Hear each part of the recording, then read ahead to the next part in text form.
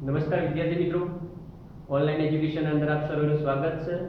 વિદ્યાર્થી મિત્રો, આપણે ધોરણ 9 વિષય વિજ્ઞાન જેમાં ચેપ્ટર નંબર 8 ગતિ જેનો અભ્યાસ કરી રહ્યા હતા. વિદ્યાર્થી મિત્રો, આજનો આપણો અભ્યાસનો જે નવો ટોપિક જે છે એ છે અચળ પ્રવેગી ગતિના સમીકરણોની આલેખી રીતે તારવણી. શું કરવાનું છે આપણે આજે? અચળ પ્રવેગી જે ગતિના જે સમીકરણો છે એમનું આલેખી રીતે આપણે નિરૂપણ કરવાનું છે, તારવણી કરવાની છે. પરંતુ એના પહેલા આપણને પ્રશ્ન થાય કે અચળ પ્રવેગી ગતિ કે જેના વિશે આપણે અગાઉ અભ્યાસ કરી ગયા છીએ કે અચળ પ્રવેગી ગતિ એટલે શું થશે કે એક સરખા સમયગાળામાં અથવા તો ચોક્કસ સમયગાળામાં વેગમાં થતો ફેરફાર કેવો હશે? ચોક્કસ જળવાઈ રહેતો હોય તો એ પદાર્થની ગતિને આપણે શું કહેતા હતા? અચળ પ્રવેગી ગતિ અથવા તો નિયમિત પ્રવેગી ગતિ કહી રહ્યા હતા. એટલે કે એનું ઉદાહરણ તરીકે લઈએ તો કે મુક્ત પતન કરતો પદાર્થ જે કેવું હતું? અચળ પ્રવેગી ગતિનું સમીકરણ હતું. સમીકરણ નહીં પણ એનું ઉદાહરણ હતું. હવે આપણે અચળ પ્રવેગી ગતિના સમીકરણોની તારવણી કરવાની છે. તો કે અચળ પ્રવેગી ગતિના સમીકરણો એટલે શું? એટલે કે ધારો કે કોઈ પદાર્થ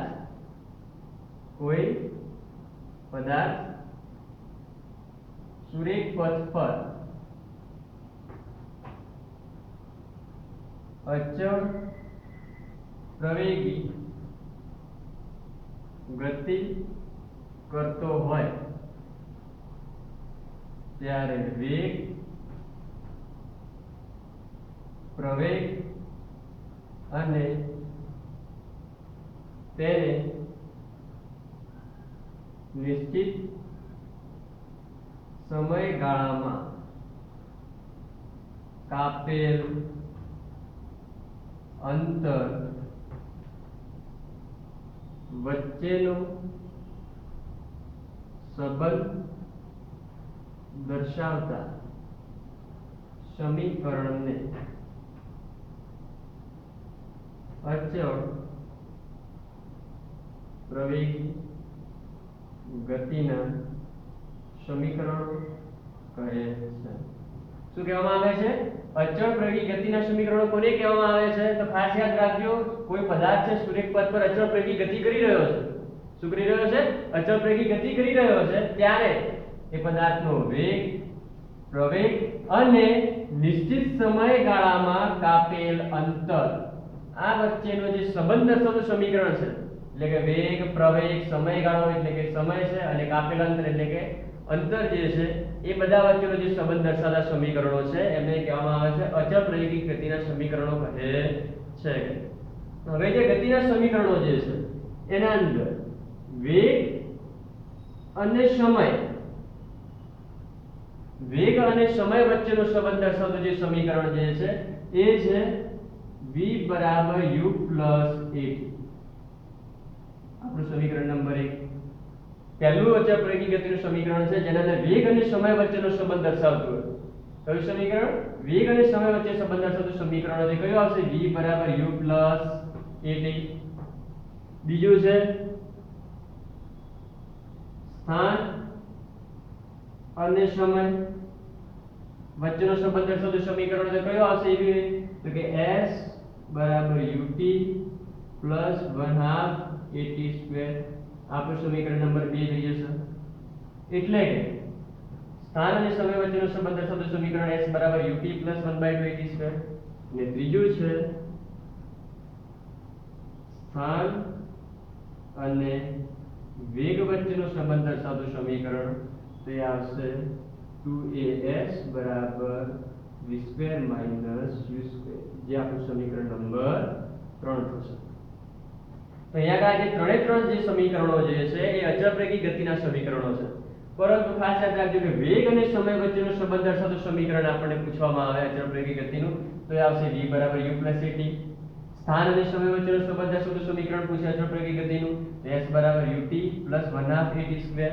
અને સ્થાન અને વેગ વચ્ચેનો સંબંધ દર્શાવતું સમીકરણ હોય જો અચળ પ્રવેગી ગતિનું તો એ છે 2as = v²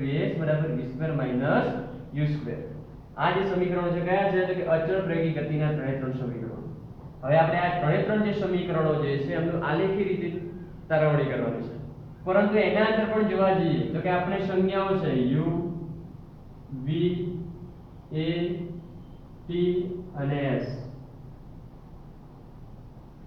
સમીકરણ જે આપણે લીધા એના અંદર આપણે સંજ્ઞા આપીએ u v a t અને s શું દર્શાવે છે આ જે સમીકરણોનો અંતર.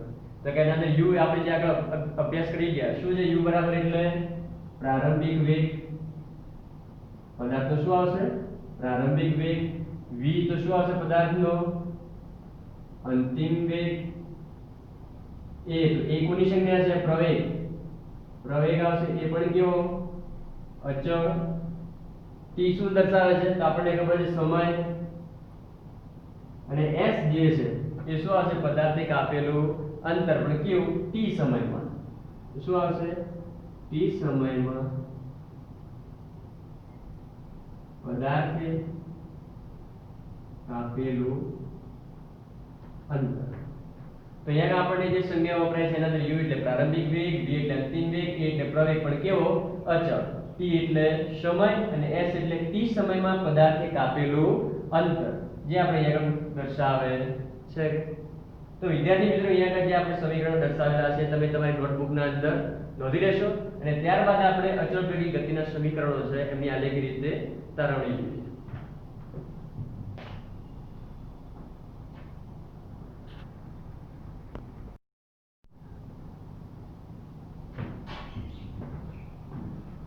હવે વિદ્યાર્થી મિત્રો, અહીંયા આગળ આપણે હવે એક સમીકરણ છે વેગ અને સમય વચ્ચેનો સંબંધ દર્શાવતું સમીકરણ, અને જેનો આપણે આલેખની રીતે તારવણી કરવાની છે.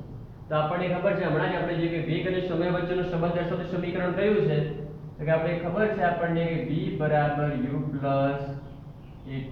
એ જે સમીકરણ જે છે એને આપણે આલેખની રીતે તારવણી કરવાની છે. કયું સમીકરણ છે? v બરાબર u પ્લસ at. હવે જો એને આલેખની રીતે તારવણી કરવી તો સૌપ્રથમ આપણે શું કરવું પડે? આલેખ દોરવો પડશે. તો આલેખની આપણે શરૂઆત કરીએ.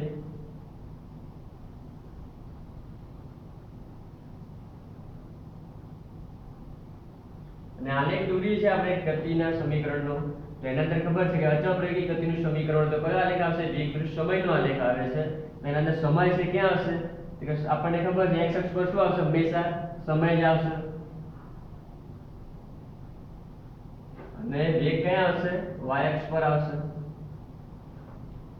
હવે અહીંયા આગળ જે આલેખ જે છે એના અંદર પદાર્થની ગતિ કયા પ્રકારની દર્શાવજો? જોજો ખાસ કે પદાર્થ છે અહીંયાથી ગતિની શરૂઆત કરે છે ત્યાં સુધી જાય છે. આ તમને પાછો મનના પ્રશ્ન થાય કે સાહેબ તમે તો પહેલા કીધેલું હતું કે અચળ પ્રેગી ગતિનો જે આલેખ છે એ તમે આ રીતે દર્શાવેલો હતો કે, પરંતુ અહીંયા આગળ જે આલેખ મેં દર્શાવેલો હતો એ શું હતો કે પદાર્થ જે સ્થિર સ્થિતિમાંથી ગતિની શરૂઆત કરતો હતો, જેનો સમય છે t એ કેવો હતો અહીંયા આગળ? તો કે 0 સમયે પદાર્થની ગતિની શરૂઆત, એટલે કે પદાર્થ સ્થિર સ્થિતિમાંથી ગતિની શરૂઆત કરી રહ્યો હતો.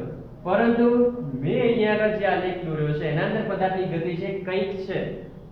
જ્યારે ઓબ્ઝર્વેશન કરો છો તે વખતે શું થાય છે? પદાર્થની ગતિ કંઈક છે. ધારો કે કોઈ પદાર્થ છે અહીંયા આગળ તમે જુઓ છો, ધારો કે આ બોર્ડ છે, બોર્ડ ઉપર કોઈ પદાર્થ અહીંયા આગળ ગતિ કરતો આવે છે, એ વખતે એનો વેગ કંઈક છે. તમે જુઓ છો એ વખતે પદાર્થનો વેગ કંઈક છે.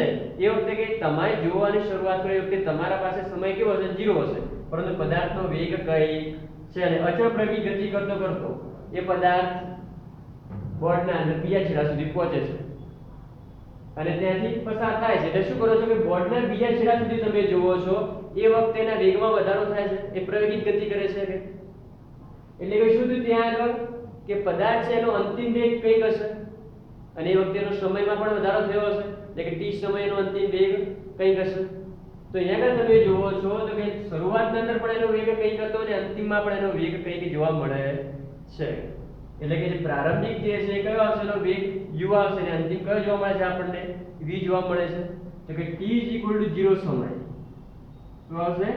t 0 સમય એનો વેગ કંઈક જે છે એ શું જોવા મળે છે આપણને? u જોવા મળે છે. શું જોવા મળે છે? u જોવા મળે છે.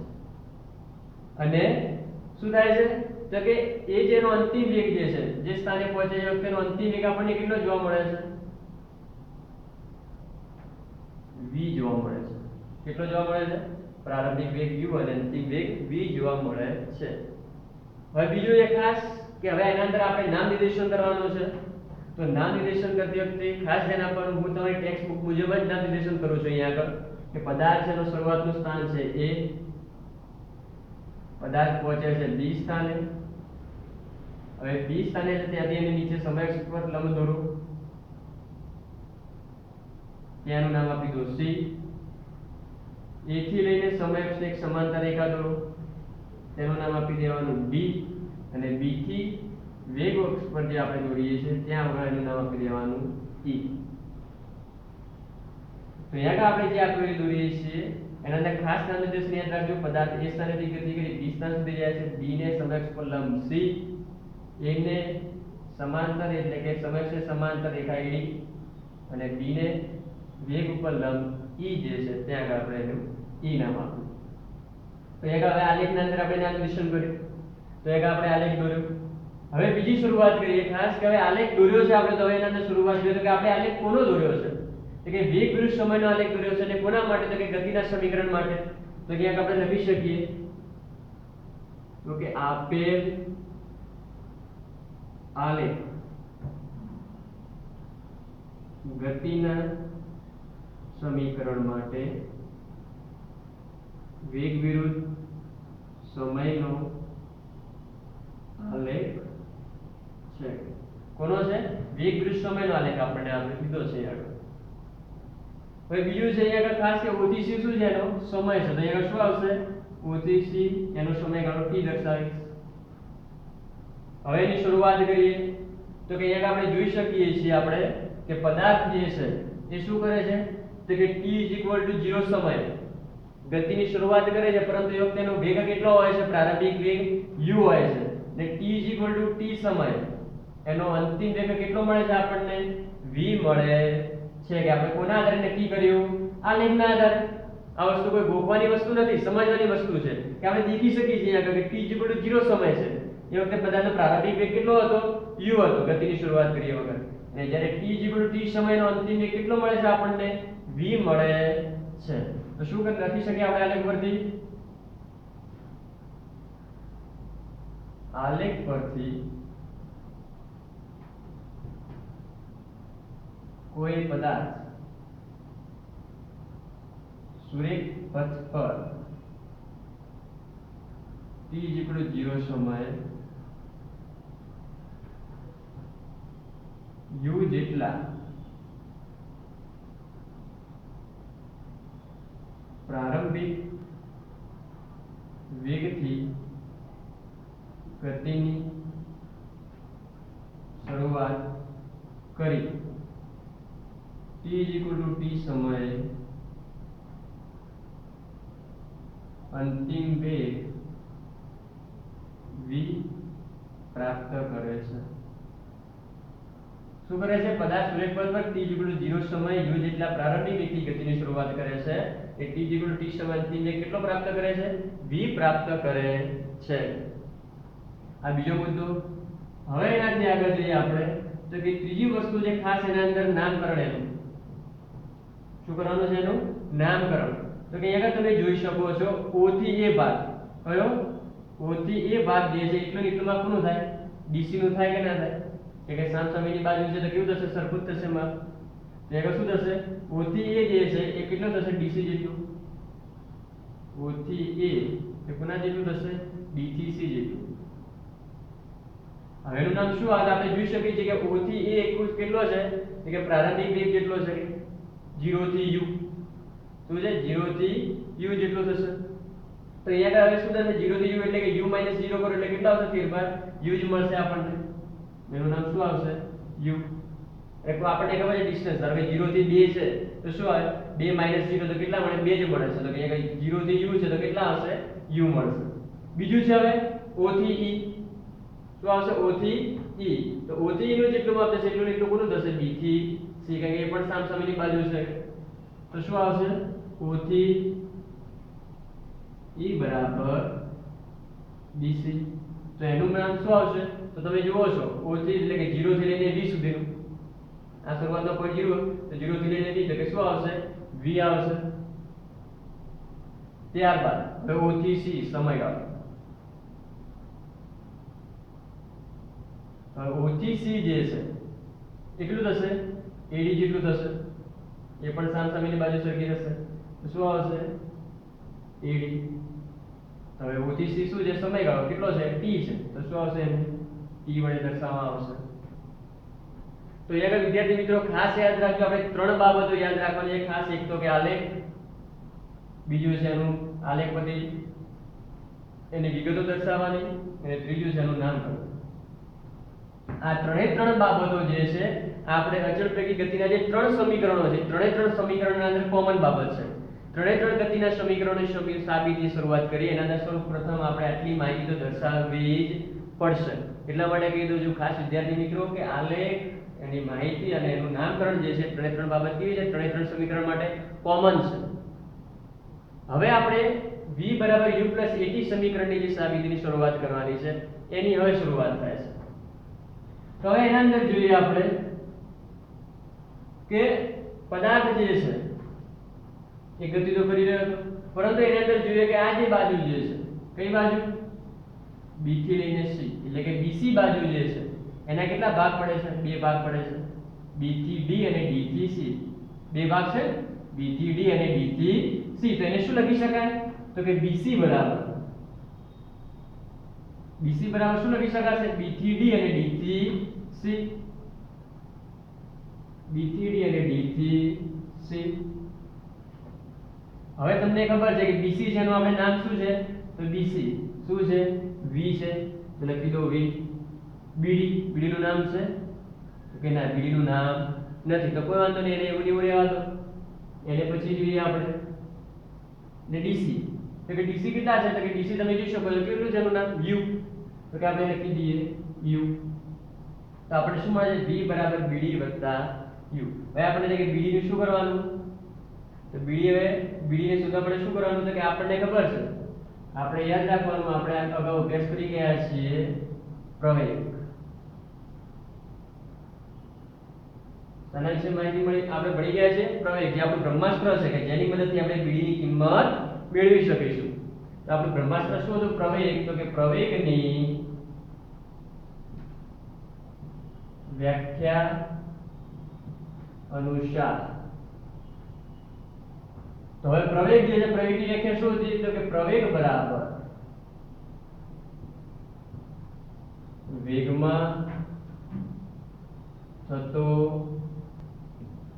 ફેરફાર ભાગ્યા સમય.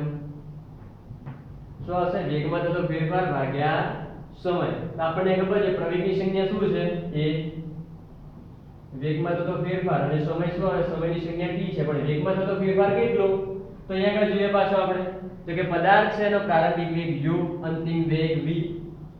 તો હવે વેગમાં થતો ફેરફાર કેટલો, તો કે v u કરશો તો બધો કેટલો મળશે તમને ડિફરન્ટ, આટલો મળશે. તો એ કોના જેટલો થાય, a એટલે કે bd જેટલો થશે. તો કે વેગમાં થતો ફેરફાર એ કોના જેટલો થશે, bd જેટલો મળે છે. ખાસ યાદ રાખજો અહીંયા આગળ આપણે કે આપણે કોના આધારે વેગમાં થતો ફેરફાર નક્કી કરી શકીએ, તો કે આને ઉપરથી નક્કી કરીએ છીએ અહીંયા આગળ કે વેગમાં થતો ફેરફાર કેટલો છે, તો કે bd જેટલો થાય છે. તો એક વેગમાં થતો ફેરફાર કેટલો, bd, અને એવું તો આપણે સાઈડમાં લખી દેવાનું છે એના પરથી, એટલે કે આલેખ પરથી. આપણે કોના પરથી નક્કી કર્યું, bd, તો કે આલેખ પરથી નક્કી કર્યું કે વેગમાં થતો ફેરફાર bd છે. તો એ bd ની કિંમત શોધવી હોય તો bd ને આપણે કરતા કરીએ, તો શું આવશે, t બરાબર ની સામે છે એટલું 80. તો bd ની કિંમત મળી ગઈ આપણને, તો કે હા. તો હવે તમે જોવો છો તો કે આપણે આ સમીકરણને ઓન્લી ફોર bd ની જ કિંમતની જરૂર હતી. કેમ, તો કે v બરાબર u પ્લસ at આપણે જોતા હતા, at ની કિંમત જરૂરી, bd ની કિંમત જોતી જે આપણે મળે છે. તો હવે આનું સમીકરણનો નંબર શું આપી દઈએ, 1, અને સમીકરણનો નંબર આપી દઈએ 2. અહીંયા કોઈ સમીકરણનો નંબર ગોખવાની જરૂર નથી. આ તો આપણે જરૂરિયાત અનુસાર આપણે શું કરીએ, સમીકરણના નંબર આપીએ છીએ. તો હવે શું કરવાનું છે આપણે, તો કે સમીકરણ 1 જે છે એના અંદર સમીકરણ 2 ની કિંમત મૂકી દેતા. તો સમીકરણ 1 માં સમીકરણ 2 ની કિંમત મૂકતા.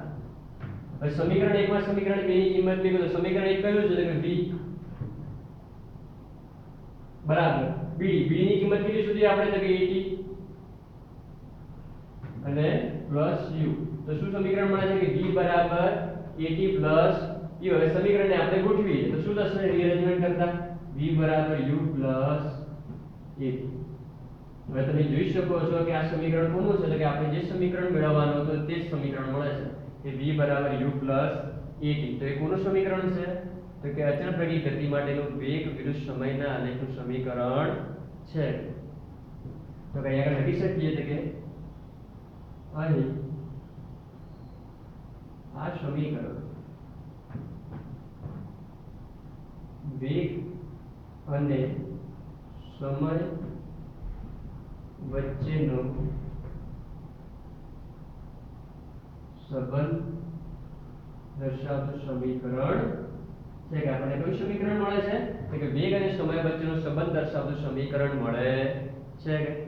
તો વિદ્યાર્થી મિત્રો ફરીથી કહી દઉં છું એક વખત ખાસ યાદ રાખજો કે આ પ્રકારનું સમીકરણ છે, કોઈ પણ સમીકરણ હોય, આ સમીકરણ છે કે અથવા તો બીજા બે સમીકરણો છે એ આપણે હજુ જોઈશું. એ ત્રણમાંથી કોઈ પણ એક સમીકરણ તમને 3 ગુણના અંદર પૂછાઈ શકે છે.